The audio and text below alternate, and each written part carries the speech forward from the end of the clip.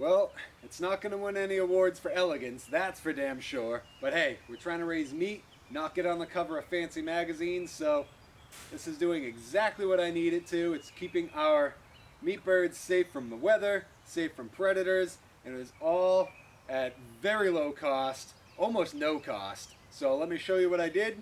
You can do something similar, build something ragtag. Doesn't have to be expensive or fancy, and just needs to be functional. So stick around, hopefully this helps you on your meat raising journeys.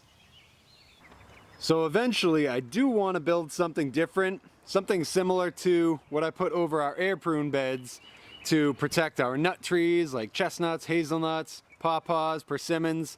We're growing those out to sell through our nursery.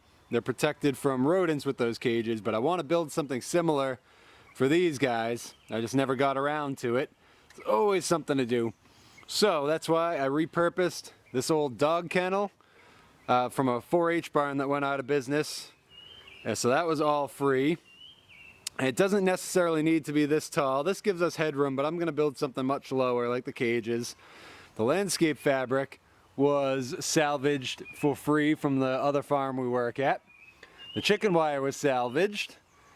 My brother-in-law gave me these poles here, which not only hold the roof up, but it gives us some nice handles for when my wife and I move this.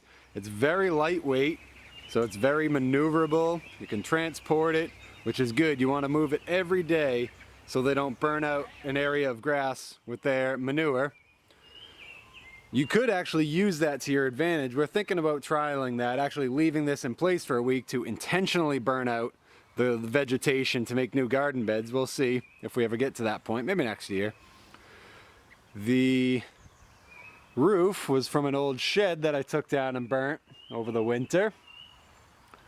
And the top here is about the only piece I paid for years ago. I salvaged it from an old coop, this welded wire, so really low cost. Almost everything else is free. We also put a chicken wire little skirt down, comes out about 3 feet, and weigh it down with bricks all around the outside to deter predators from digging in there. And also the landscape fabric not only helps keep some wind off of them, but it's a visual barrier.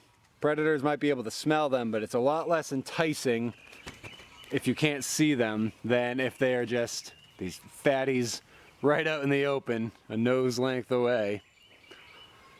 So very functional. That's really about all you need. Keeping them safe from the weather, safe from predators.